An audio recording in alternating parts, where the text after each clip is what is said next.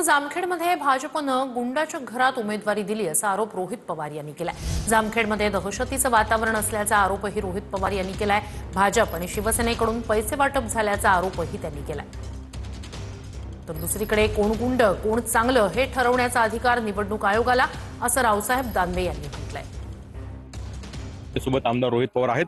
काय सगळ्या मतदान प्रक्रियेला आता सुरुवात झालेली आहे, काय एकंदरीत वातावरण? लोकांचा प्रतिसाद नक्कीच आहे।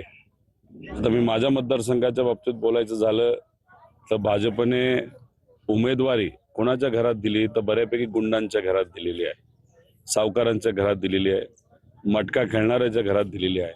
त्यामुळे काही प्रमाणात दहशत या भागामध्ये नक्कीच आहे, पण लोक योग्य तो निर्णय घेतील। माझ्या मतदारसंघामध्ये भाजप आणि शिंदे गटाकडनं एका मताला 5-5 हजार रुपये तिथं वाटले गेले। आता एवढा मोठा पैसा जर वाटला जात असेल, त्याच्यावर जर इलेक्शन खेळलं जात असेल तर मग हे योग्य नाही। कॅमेरा क्रमांक कसं कोणाला आहे का ट्विन मराठी जामखेड अहिल्यानगर कोण गुंड आहे आणि कोण चांगला आहे याचा निर्णय करण्याचा पूर्णपणानं अधिकार आहे तो कोर्टाला। मला असं वाटतं की या निवडणुकीच्या काळातल्या आरोपाला काही फार तथ्य नाही आहे। हा निर्णय जनता करेल की मतदान गुंडाला करायचं की चांगल्याला करायचं। आता जे गुंड बोलतात त्यांच्याजवळ काय काय पाळलेत त्यांनी आतापर्यंत साऱ्या राज्याला माहिती आहे। विमानात घेऊन फिरलेत गुंडालाही। त्यामुळे आमच्यावर आरोप हे हेतुपुरस्कार आरोप करतायत।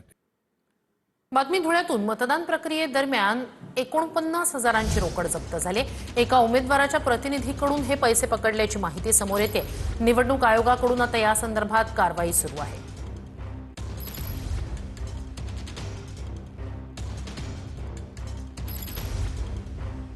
धुळ्यात मतदान प्रक्रियेदरम्यान आज 49 हजारांची रोकड जप्त करण्यात आली।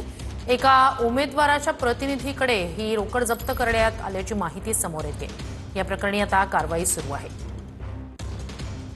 धुळ्यात मतदान प्रक्रियेदरम्यान म्हणजे आजचा दिवस मतदानाचा आणि या दरम्यानच उमेदवाराच्या एका प्रतिनिधीकडे 49 हजाराची रोकड जप्त करण्यात आलेली। तर राज्यभरात मतदारांमध्ये उत्साह पाहायला मिळतोय। नेत्यांनी सुद्धा मतदानाचा हक्क बजावलेला आहे। तर जामनेरमध्ये मंत्री गिरीश महाजन यांनी मतदानाचा हक्क बजावला। सिल्लोडमध्ये अब्दुल सत्तार यांनी मतदान केलंय, तर तिकडे संगमनेरमध्ये सत्यजित तांबे आणि त्यांच्या कुटुंबानं सुद्धा मतदानाचं कर्तव्य पार पाडलंय।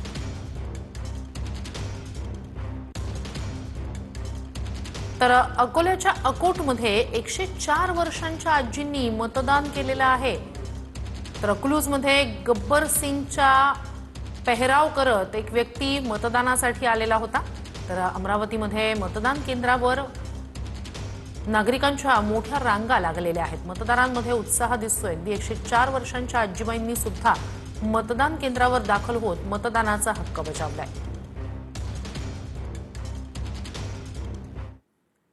तर भाजप नंबर 1 चा पक्ष राहील असं गिरीश महाजन यांनी म्हटलंय। मोठ्या मताधिक्यानं आमचे नगराध्यक्ष निवडून येतील असा विश्वास गिरीश महाजन यांनी व्यक्त केलाय। महाविकास आघाडी तुम्हाला कुठेही दिसणार नाही असंही गिरीश महाजन यांनी म्हटलंय। मी सांगितलं की महायुती नंबर 1 वर राहील, नंबर 1 वर जाईल। त्यातही भाजप जे आहे ते नंबर 1 वर राहील। आमची सदस्य संख्या मी म्हणतो 2000च्या वर जाईल।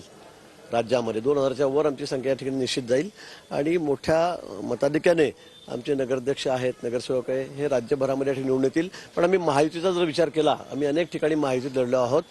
महाविकास आघाडी तुम्हाला कुठेही दिसणार नाही। म्हणजे जसं बिहारमध्ये झालं, महाराष्ट्रात झालं विधानसभेला, तशी परिस्थिती यावेळेला या स्थानिक स्वराज्य संस्थेच्या निवडणुकीमध्ये महाविकास आघाडीची होणार आहे। तर बीडमध्ये रात्री पैसे वाटप झाल्याचा 2 तरुणांवर आरोप करण्यात आला। दुचाकीच्या डिक्कीत पैसे असल्याचा व्हिडिओ व्हायरल झाला, तर कुठलीही रक्कम आढळलेली नाही अशी माहिती पोलिसांनी दिली। तर बीडमध्ये पैसे वाटप केल्याचा 2 तरुणांवर आरोप झाला। या तरुणांच्या जवळ असलेल्या दुचाकीमध्ये डिक्कीमध्ये हे पैसे असल्याचा आरोप करण्यात आला। मात्र त्यानंतर त्यांच्याकडे कोणतेही पैसे आढळले नाही, कुठलीही रक्कम आढळली नाही अशी माहिती पोलिसांकडून देण्यात आली।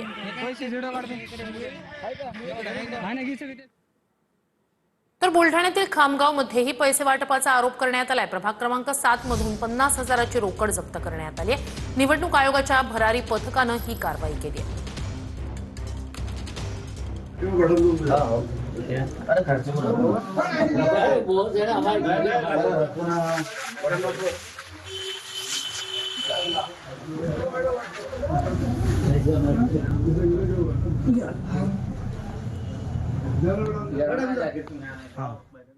तर बुलढाण्यातच उमेदवारांचे नातेवाईक पैसे वाटप करत असल्याचा आरोप होतोय. त्या संदर्भातला एक व्हिडिओ व्हायरल झालाय. प्रभाग क्रमांक 10 मधील उमेदवारांचे नातेवाईक पैसे वाटप करत असल्याचा आरोप झाला. निवडणूक आयोग आता या संदर्भात काय कारवाई करणार याकडे लक्ष लागलंय. तर चंद्रपूरमध्ये भाजप उमेदवाराकडूनच मतदारांना पैशांचं आमिष दाखवल्याचा आरोप काँग्रेसनं केलाय. भाजप उमेदवाराचे वडीलच पैसे वाटत असल्याचा आरोप काँग्रेसकडून करण्यात आलाय.